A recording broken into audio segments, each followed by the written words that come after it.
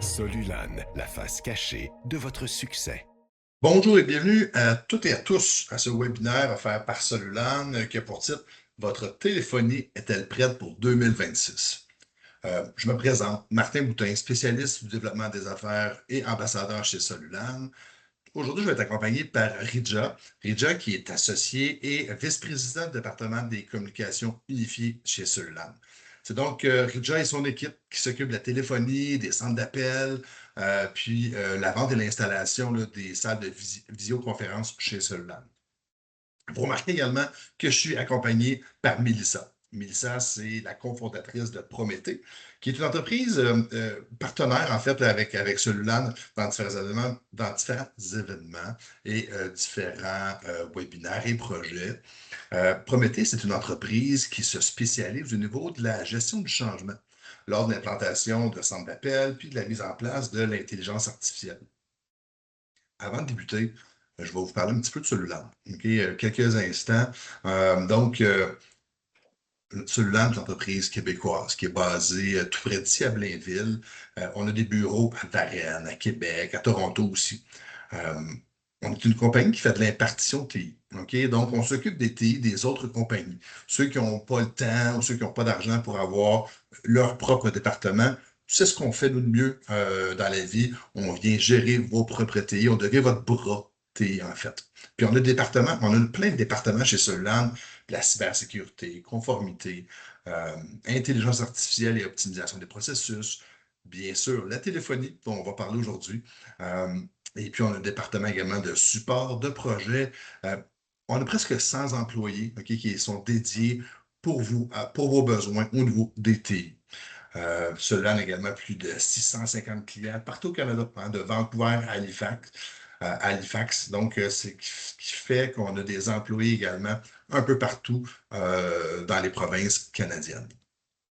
Je suis vraiment content d'animer ce webinaire consacré aux nouvelles opportunités qui sont offertes par les technologies intelligentes dans l'environnement professionnel de la téléphonie.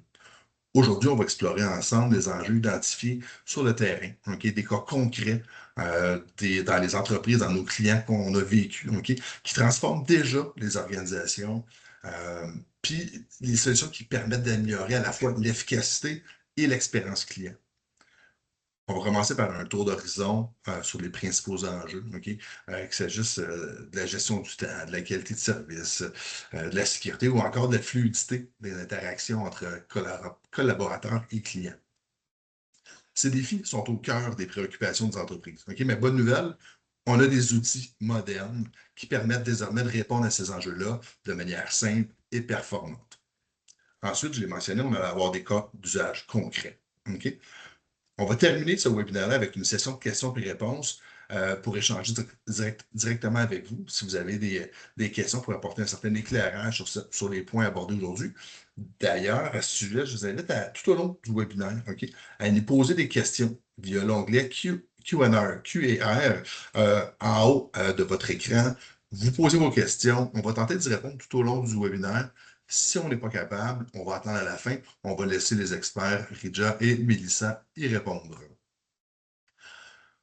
Donc, on a parlé tantôt qu'on avait des cas d'usage concrets, puis j'ai très hâte d'entendre Rija et Mélissa à ce sujet pour pouvoir explorer, pour pouvoir en fait vous permettre de faire des parallèles avec vos propres entreprises pour ce qui est des cas d'usage. Mais avant d'avoir des cas d'usage, on a des enjeux. Puis les enjeux sont nombreux. Sont nombreux dans le domaine de la téléphonie. Que ce soit des enjeux par rapport à la réceptionniste qui est malade, ou qui ne peut pas prendre tous les appels parce qu'il y a un trop grand volume d'appels, qui a tout ce qui est par rapport à l'enregistrement. Ça peut sembler complexe. Une chance, on a des experts, on va vous décomplexifier la chose avec clarté, avec Rija et Mélissa. On a tout ce qui est sécurité, cybersécurité. On ne s'en sort pas malheureusement. C'est un volet technologique important, la téléphonie en 2026. La cybersécurité, on ne s'en sort pas. On devrait l'aborder également. Bref, il y a plein d'enjeux qu'on va aborder avec les différents cas.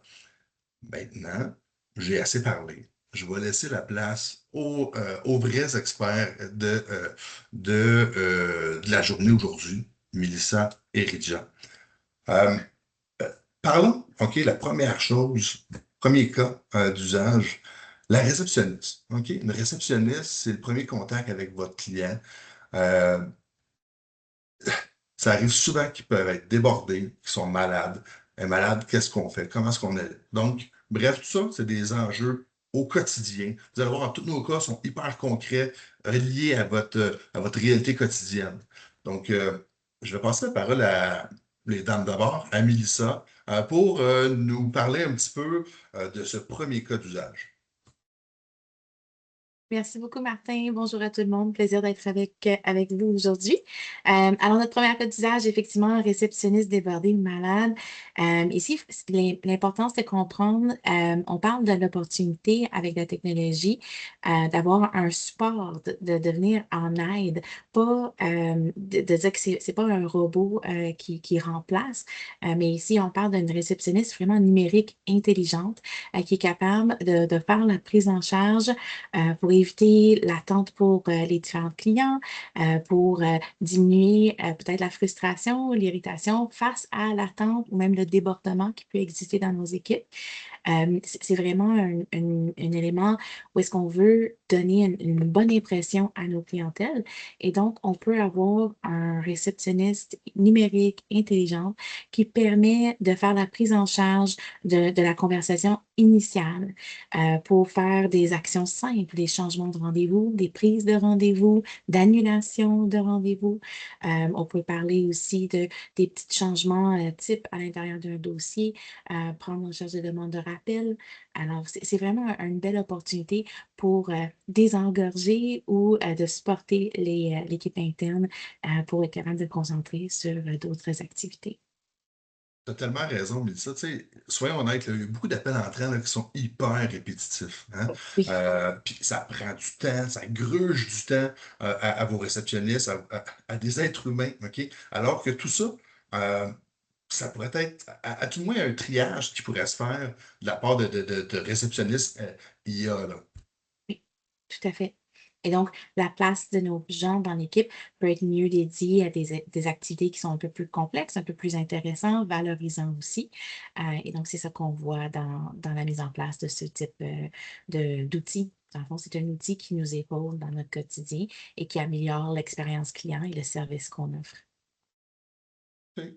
Donc, une réceptionniste automatisée pour une PME, c'est à ça que ça ressemble. Tu sais, c'est quelqu'un qui va être, je dis quelqu'un, c'est un chatbot, hein, un agent conversationnel qui va être en mesure de prendre des notes, qui va être en mesure de faire des tâches qui sont simples pour pouvoir, encore une fois, libérer du temps humain. Ouais. Exactement. OK.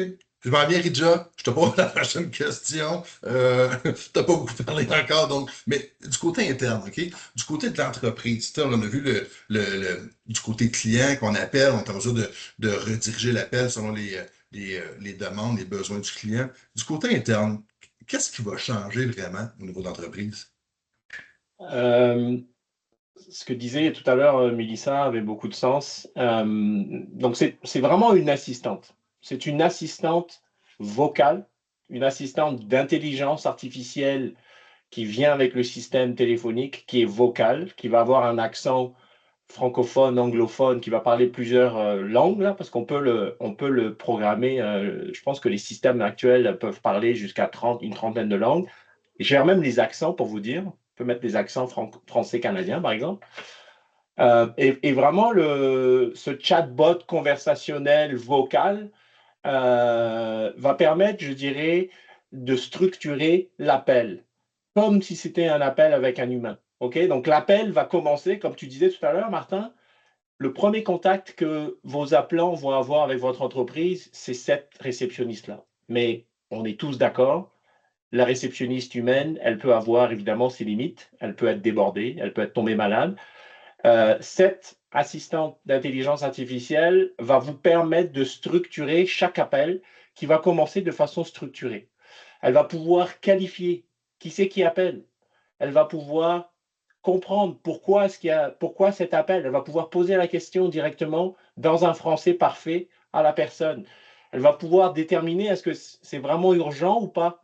Parce que si la personne que vous essayez de joindre n'est pas, que l'appelant essaie de joindre n'est pas disponible, eh ben, cette intelligence artificielle va pouvoir prendre un message clair avec la raison de l'appel, les attentes de l'appelant, et ensuite va pouvoir générer automatiquement un sommaire de l'appel pour la personne qui n'a pas pu prendre l'appel. Tout ça, ça peut être automatisé et ça vous permet d'avoir une liste des tâches qu'il faut faire après l'appel. Vous allez pouvoir savoir exactement qui est la personne qui vous a appelé, qu'est-ce que vous êtes censé faire, de quoi elle voulait parler. Zéro oubli. Vous savez tous qu'au niveau des PME, c'est quelque chose qui arrive régulièrement. Donc, l'objectif, c'est vraiment d'avoir moins de stress et moins d'improvisation et plus de continuité dans ce premier contact avec votre entreprise. C'est ça l'objectif. OK, OK. Donc, on vient ici, non pas remplacer l'être humain, OK, mais on vient simplifier sa tâche Exact. pour s'occuper des cas plus complexes. Exact. OK. Tantôt, on va aller déjà au cas numéro 2. On a 6 cas, donc on va aller de l'avant avec le deuxième déjà.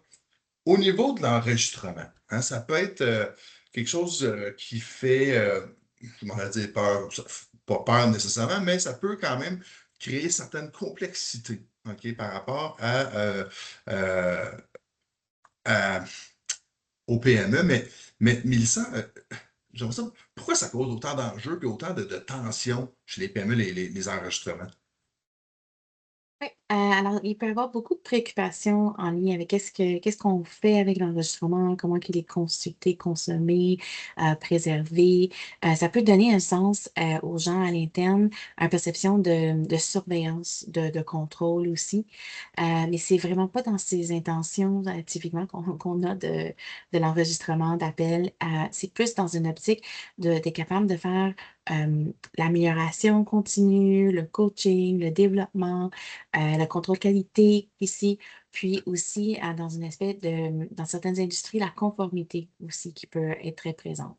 Et donc, faut le voir, il faut être capable de le positionner. Alors, donc, quand on est en préparation pour déployer ce type de changement, on revient vraiment au message de base, l'intention de l'organisation, pourquoi qu'on souhaite utiliser ça, puis de positionner vraiment l'opportunité pour les employés à l'interne de comprendre dans cette optique d'amélioration, puis pour l'organisation aussi, pour le business, de savoir que il y a ces mesures-là pour développer, se protéger à certains moments, dans certaines circonstances aussi. Donc, il y a une grande valeur qu'on voit. Mais oui, effectivement, ça peut susciter quelques préoccupations initialement. Merci, Mélissa. Donc, ce que j'en comprends, c'est qu'on n'enregistre pas, je m'excuse de l'anglicisme, at large. On n'enregistre pas tout le monde tout le temps. Hein, on Non. va spécifier ou on va cibler que ce soit certains employés ou certaines situations plus problématiques peut-être. Oui, typiquement, certains rôles spécifiquement, parce il y a un lien avec la clientèle et donc il y a un besoin d'être capable de structurer, encadrer, supporter, développer autour de ça. Alors, c'est pas de l'organisation complète qu'on cherche nécessairement de faire ça. Et donc, ça permet de camper, bien, c'est qui, puis c'est quand, puis dans quel contexte et pourquoi qu'on fait ça. Absolument. Puis, Ridja, j'imagine que pour justement savoir qui, quand, quoi, il y a une politique où il y a tout le moins pas des règles à suivre, mais à tout le moins il y a un guideline à avoir. Oui, absolument. C'est important de savoir que l'enregistrement, au niveau de la direction d'une entreprise, l'enregistrement des appels entrants, c'est une assurance. C'est pas une surveillance. L'objectif n'est pas de surveiller les employés ou les clients. L'objectif, c'est vraiment d'avoir une assurance parce qu'il faut savoir que ce qui n'est pas enregistré dans certains cas, peut devenir un risque et ce qui est mal géré peut devenir un problème. Donc, moi, ce que je vais recommander à mes clients, quand il s'agit de la politique d'enregistrement des appels, c'est de garder ça de façon à avoir une gouvernance. Une gouvernance, c'est d'avoir une politique avec une page qui va expliquer exactement, c'est quoi les types d'appels qu'on veut enregistrer. Comme on a dit tout à l'heure, on ne veut pas tout enregistrer, on veut seulement enregistrer certains appels ou dans un contexte bien particulier. Ça peut pour faire du coaching, ça peut faire de l'assurance qualité, ça peut être pour la protection de l'organisation, parce que encore une fois, ça peut être vu comme une assurance, pas comme une surveillance, mais plus une assurance. Donc, être clair au niveau de la politique d'enregistrement, quels sont les types d'appels qu'on veut enregistrer, s'assurer qu'on a un message de consentement. De par la loi, on doit s'assurer que les gens sont au courant comme quoi les appels sont enregistrés. Ça, c'est vraiment important. Avoir une durée de conservation de ces enregistrements qui soit cohérent avec notre métier. On a des clients qui sont dans le secteur de la santé, qui sont dans le secteur des services financiers, qui sont dans le secteur des secteurs régulés qui ont besoin d'avoir accès à des enregistrements pour un temps spécifique, un temps donné. Donc, important dans votre politique d'avoir ce type de durée de conservation qui soit bien expliqué, qui soit bien mis en place. Autre chose aussi qui est important, c'est qui a accès, avoir une politique qui explique qui a accès à ces enregistrements. Est-ce que c'est la direction uniquement? Est-ce que c'est des membres de l'assurance qualité, si vous en avez un dans votre organisation? Est-ce que c'est les gens de la RH? Donc ça, c'est important d'avoir une règle qui soit écrite, qui dit vraiment qui a accès à ces enregistrements et que ce ne soit pas accessible à n'importe qui. Et puis finalement, dans la politique, c'est si le client a une demande particulière, que vous ayez une procédure qui soit écrite sur comment le client peut avoir accès à ces enregistrements. Parce que c'est quelque chose au Canada, c'est important qu'on puisse donner accès aux clients à l'enregistrement et c'est quoi la procédure pour avoir accès à ça. Donc, pour terminer, moi, ce que je dis, c'est démarrer simple avec une politique simple, une page qui explique. Mettez en place l'enregistrement peut-être pour une seule équipe pendant 30 jours et puis après, vous ajustez en fonction de ce que vous avez mis en place. Voilà. Puis toutes ces politiques-là, à Rija, l'équipe de Solan et de Prométhée, on peut aider les clients, hein? Absolument. C'est ça? C'est notre métier. C'est Absolument. notre C'est notre métier. métier. Et de Prométhée, c'est justement d'aider les clients à mettre en place ce type de politique. C'est de la conduite de changement. Hein. C'est aider Exact. les clients à vraiment comment améliorer la façon à laquelle l'organisation peut utiliser la technologie. C'est le métier de Mélissa. Et nous, notre métier, c'est vraiment l'intégration, le mettre en place de façon au niveau de la technologie. Ce que je retiens, c'est qu'on est en train de vous aider, chers clients, puis de démarrer petit, hein, d'y aller petit pas par petit pas. Avec l'intelligence artificielle, c'est une règle générale, je vous dirais, ne pas viser le coup de circuit. Hein, d'y aller coup sûr par coup sûr, si on prend l'analogie du baseball. Donc, d'y aller petit pas par petit pas, on va se rendre à un objectif. On va mieux se rendre de cette façon-là pour l'objectif. C'est ça. Absolument. Autre cas d'usage, la double saisie dans le CRM. Hein, souvent, lorsqu'on a des appels téléphoniques, on se doit de prendre des notes. On prend les notes, on va les mettre dans le CRM, dans le client. Il faut répéter, il faut reprendre des notes et les mettre ailleurs dans un autre système. Bref, c'est pas intéressant. Il y a beaucoup de pertes de temps. Ouais. Comment est-ce qu'on automatise tout ça en premier? Tu sais, qu'est-ce qu'on vise en premier? Puis je vais passer à la parole à Rija, tiens.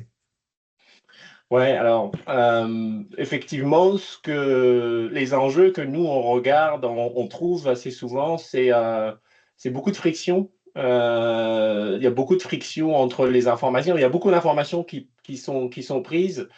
Donc nous, ce qu'on va tout simplement proposer, c'est de loguer des appels et de créer une automatisation au niveau du journal d'appel. C'est-à-dire qu'aujourd'hui, les systèmes modernes de téléphonie vous permettent, par exemple, ce qu'on appelle le click-to-call. Le click-to-call, c'est la possibilité de directement recevoir ou passer des appels à partir de votre écran, directement un numéro qui apparaît automatiquement. Un appel peut être émis sans qu'il y ait besoin de le taper manuellement. C'est des journaux d'appel, un journal d'appel automatique. C'est la possibilité, par exemple, d'automatiser la mise à jour des contacts. Lorsqu'un contact qui arrive, ça vous permet soit de le générer automatiquement dans votre CRM, soit de voir déjà automatiquement qui est ce contact. Ça va enlever à peu près 80% de friction au quotidien. Réponse très complète, Mélissa. Quelque chose à rajouter là-dessus? Mais typiquement, c'est un côté d'une perspective gestion de changement pour l'organisation, Ouais. c'est un grand gain ici. Alors, les employés et les organisations ils aiment beaucoup lorsqu'on est capable d'éviter cette double saisie. C'est un irritant constant dans les équipes d'avoir à saisir l'information dans plusieurs systèmes. Là, on parle du double saisie, des fois, on parle même du triple dans certaines circonstances. Et donc, si on est capable de régler ça, c'est toujours vu comme un avantage pour les équipes. Il faut bien le faire pas créer d'irritants une fois on est là-dedans. Mais c'est ça, une fois que c'est réglé, c'est un gros gain pour l'organisation, à la fois pour l'appréciation et aussi sur l'efficacité. J'aime que tu parles de gain pour l'entreprise, puis de. En fait, ce qui m'amène au cas numéro 4, l'accueil client. OK? Afin de standardiser l'accueil client, OK? C'est mal. Pour rendre l'expérience plus agréable et plus standard pour les différents clients qui vont appeler. OK? Les gains sont quand même très, très présents lorsqu'on fait appel à la téléphonie ou à un agent euh, conversationnel mis en place dans l'entreprise pour justement standardiser l'accueil client. Est-ce que je me trompe? Mélissa, tiens. Non, effectivement, c'est super important, puis ça apporte plusieurs bénéfices. Quand on parle de l'accueil client, on parle ici plus lorsque quelqu'un téléphone chez l'organisation, quand on est pris en charge par le système automatisé, et comment on est capable d'harmoniser, standardiser l'accueil et d'offrir des solutions simples, offrir de l'information, même des fois les services à l'intérieur de cet accueil-là. Et donc, c'est une superbe gain pour l'organisation parce qu'on passe moins de temps dans ces étapes-là de prise en charge et c'est harmonisé. Et donc, peu importe le client appelle, à quelle heure, avec qui va parler, mais au moins l'intro, l'accueil, l'introduction est faite de la même manière. Alors, en termes d'expérience, c'est très agréable. On le fluidifier aussi avec des optimisations qu'on peut penser à mettre en place pour avoir pas trop de choix, pas trop de variations, pas de risque que le client arrive à la mauvaise place. Et l'organisation ressort très gagnante parce qu'il arrive avec le client arrive aux bonnes personnes au bon moment et l'organisation passe moins de temps à faire la redirection, la transfert, alors du temps sauvé qui est souvent inefficace. Merci pour cette information. Donc, c'est un beau, je m'excuse encore une fois de l'anglicisme, mais c'est un beau quick win pour Oui. l'entreprise de mettre en place ce type de réceptionniste IA. Absolument. Pendant le quick win, Rija, est-ce qu'il y a des façons justement de l'implanter peut-être sans rentrer trop dans le technique, là, mais au niveau plus stratégique pour l'implanter, cette standardisation-là? Oui, absolument. Euh, Dans le contexte de la PME, moi, ce que je vais recommander au niveau de l'intégration de ce type de technologie, alors oui, on a parlé de la réceptionniste automatisée avec une assistante, mais là, on va aller un tout petit peu plus loin. Là, c'est plus au niveau de la façon à laquelle les appels sont routés, parce qu'une fois que la réceptionniste va prendre les appels, moi, le quick win que je vais recommander à mes clients, c'est d'avoir des files d'attente. D'avoir des files d'attente avec des règles programmées dans le système téléphonique. Par exemple, une file d'attente pour les ventes. Les ventes, moi, j'ai beaucoup de clients veulent évidemment, ils gagnent leur vie en faisant des ventes. Donc, c'est vraiment important d'avoir une file d'attente dédiée à la vente avec des gens qui sont prêts à prendre des appels. Parce que vous voulez éviter toute situation dans laquelle vos vendeurs ne sont pas accessibles parce que quand vous perdez du temps, vous perdez des ventes. Donc, ayez une file d'attente dédiée aux ventes avec des vendeurs qui ont les informations dont ils ont besoin. Si vous êtes dans le monde du service, ayez une file d'attente dédiée au support de vos utilisateurs ou au support technique, si vous vendez des services techniques. Ayez une file d'attente dédiée. Ne mélangez pas les ventes avec le support, avec tout autre type de file d'attente. Ça, c'est des choses qui se mettent en place. Donc, une fois que vous avez des files d'attente qui sont déployées, lorsque l'appel est routé vers la bonne file d'attente et qu'il n'y a pas de personne qui est prête, qui peut prendre l'appel, ce qui peut arriver, mettez en place peut-être un agent d'intelligence artificielle ou tout simplement une boîte partagée qui va automatiser un rappel, tout simplement, par exemple. Ça, ce sont des choses qui existent dans les systèmes modernes. Automatiser l'appel de façon à ce que dès que la personne qui est censée récupérer l'appel est disponible, un appel automatique est généré. C'est ce qu'on appelle le callback ou le rappel. Ça, c'est des choses aujourd'hui, en 2026, qui sont relativement faciles à mettre en place.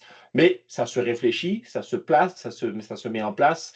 Évidemment, il faut le programmer, il faut le faire de l'intégration, il faut le penser dans le cas de votre entreprise, mais ça se met en place relativement facilement et ça permet d'éviter les frictions au niveau de l'accueil.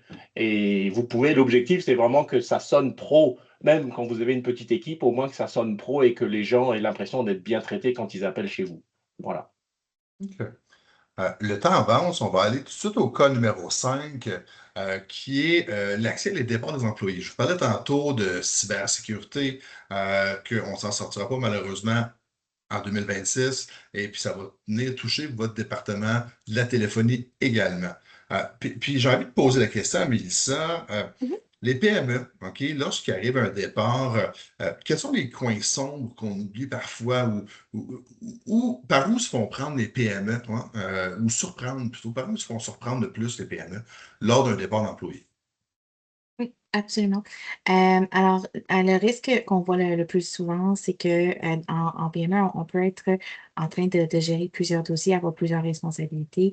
Notre départ vient pas parce que c'est intentionnel, le risque lors d'un départ, mais plus parce que il y a un oubli, il y a une incompréhension, des éléments d'or dans des boîtes vocales, on voit plus la quantité de dossiers ou des notes de dossiers. Quitte à avoir des notes papier des fois, ça arrive, mais c'est des risques qu'on voit ici. Alors, lors d'un départ, on doit vraiment garder en tête mais l'impact total de cette personne, qu'est-ce qu'il avait touché il était en train de travailler dans quel dossier pour être capable de récupérer l'ensemble des informations. Alors, être capable d'avoir un clarté, une visibilité, un sécurité, puis une procédure, un protocole simple pour être capable de cocher les cases, puis rien oublier, pour que les gens soient capables de faire le tour rapidement. Mais c'est ça qui fait qu'on est capable d'avoir, de se protéger, si on veut. Dans le fond, ça permet de se protéger. Fait que l'enjeu au niveau de la sécurité ou de la cybersécurité, c'est l'information qui dort, l'information qui n'est peut-être pas protégée ou qui est suspecte d'un départ, qui tombe dans le crack entre deux chaises, comme on peut dire en bon français. Que ce soit les Exact. boîtes vocales qui ne sont pas réassignées, des accès, bref, tout ça. Rija, on a certainement une checklist des choses à vérifier lorsqu'un départ d'employé. Oui, absolument. C'est exactement ce que tu disais tout à l'heure, hein. Un ancien employé qui a encore des accès dans le système téléphonique, il faut le voir un peu comme une dette cachée. Donc, la façon le plus simple de le gérer, c'est d'avoir une checklist départ qui inclut la désactivation des accès sur le système téléphonique, le transfert des numéros et de la boîte vocale de la personne, ça se fait en un clic aujourd'hui sur le système moderne. C'est rediriger les files d'attente. On a parlé de ça tout à l'heure au niveau de l'accueil, rediriger les files d'attente ou les groupes dans lesquels se trouve la personne qui est partie. Et puis, c'est aussi l'archivage des enregistrements. On a parlé tout à l'heure de l'enregistrement dans le cas numéro 3, archiver les enregistrements pertinents de façon à ce que ça ne traîne pas partout. Ça prend littéralement quelques secondes, hein. Ça prend pas beaucoup de temps à gérer dans un système moderne. OK, merci. Rapidement, le cas numéro 6, lorsqu'on est submergé par les demandes téléphoniques, il y a d'autres façons de pouvoir communiquer avec l'entreprise, hein. On appelle ça la stratégie omnicanal. Mélissa, as-tu euh, des choses à nous dire là-dessus? Absolument. Alors, ici, on parle effectivement d'une stratégie omnicanal, en s'assurant que c'est le bon canal au bon moment pour vraiment réduire l'effort client, est capable de les desservir sur son canal de choix et de ne pas perdre l'information en cours de route non plus pour qu'on repart à zéro. Combien de fois qu'on a déjà appelé, on a commencé quelque chose, puis on a appelé quelque part et on a dû finalement, c'est ça, répéter, partir de nouveau. Et donc, ici, notre objectif, c'est de fluidifier, regarder les processus, regarder qu'est-ce qui change dans les conversations, préparer l'équipe interne pour être capable de bien répondre. Mais c'est l'importance d'avoir une stratégie et que ça soit bien pensé pour le prendre en charge et l'exécuter efficacement. Merci, Mélissa. Ridja, quelque chose à rajouter là-dessus? Oui, ben, nous, ce qu'on voit au niveau de l'intégration, c'est de plus en plus d'organisations décident d'utiliser le SMS, les textos, ou le clavardage, ou la facile web chat pour résoudre les questions posées, qui sont peut-être, plutôt que les gens appellent systématiquement, eh ben, ils peuvent maintenant envoyer des SMS, des textos. Donc, évidemment, comme disait Mélissa, ce sont des choses relativement simples à mettre en place, mais il faut bien le penser, comme dans tout, hein, dans la vie. Moi, ce que je vais recommander à mes clients qui veulent commencer à utiliser les textos pour désengorger le téléphone, la voix, c'est par exemple utiliser des gabarits, parce qu'aujourd'hui, il existe dans le système moderne des gabarits, par exemple les accusés de réception. Plutôt que d'avoir à appeler, la personne peut tout simplement recevoir des accusés de réception par texto. Oh, on sait exactement ce qui s'en vient, on n'a pas obligé de rappeler pour savoir quand est-ce que va arriver notre paquet, par exemple. Tout ce qui est demande d'information, tout ce qui est demande, le délai, ça prend quel délai pour finir mon char qui est en maintenance, par exemple. Maintenant, moi, je reçois des SMS, des textos directement de mon dealership, mon garage, qui m'explique qu'est-ce qu'ils font là-dessus, sur quoi ils travaillent, c'est automatisé, il n'y a pas de, je n'ai pas besoin d'appeler là, tu sais. Tout ce qui est résolution, on a réglé votre problème, monsieur le client. On vous confirme que maintenant le système est beau. Je reçois ça par SMS, texto. Merci, bonsoir, c'est réglé. Pas besoin d'avoir un appel téléphonique qui va en plus se rajouter dans la cellule qui est déjà bien, bien pleine. Voilà des exemples, des gabarits tout faits, tout prêts, qui peuvent être mis en place facilement avec un système téléphonique moderne. Donc, on voit bien que la technologie aujourd'hui nous permet justement de mieux communiquer avec le client pour, encore là, enlever un petit peu de tâche à la pauvre réceptionniste qui est submergée par les différents appels. Je vous remercie beaucoup, Ridja et Mélissa. Je vous remercie, vous aussi, d'avoir regardé ce webinaire avec nous, d'avoir participé à ce webinaire avec nous. Le temps que vous posiez vos questions dans la section Q&A, parce qu'à date, je ne vois toujours pas de questions, je vous invite fortement à scanner le code QR qui se retrouve à l'écran aujourd'hui, présentement. Vous allez être en mesure d'avoir une démonstration des différentes possibilités qui s'offre à vous par rapport à la téléphonie avec Ridja. Puis là, c'est beau, on a parlé de plein de cas d'usage, mais de s'asseoir avec un professionnel, avec un expert, puis tout simplement de voir un petit peu comment est-ce qu'on sera en mesure de venir automatiser ou optimiser certains processus dans votre entreprise au niveau de la téléphonie.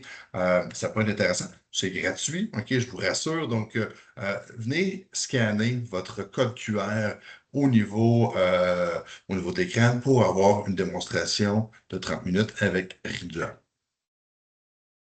Sur ce, vous pouvez toujours garder contact avec nous, hein, que ce soit via LinkedIn. Nos coordonnées sont inscrites également, courriel, numéro de téléphone. N'hésitez pas à faire appel au service de Ridja et de Mélissa. Et puis en terminant, je vous invite à notre prochain webinaire qui sera mercredi le 6 mai avec M. Éric Sauvé, qui est qui est directeur en fait du département d'intelligence artificielle.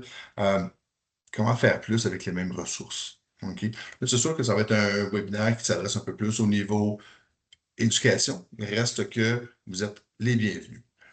En terminant, encore une fois, je vous remercie beaucoup pour votre présence et sachez que cette vidéo se retrouvera sur YouTube dans les prochains jours, sur YouTube, sur la chaîne Solulam. Sur ce, je souhaite de passer une excellente fin de journée. Et encore une fois, merci pour votre présence aujourd'hui. Merci à tous. Merci à tous. Solulan, la face cachée de votre succès.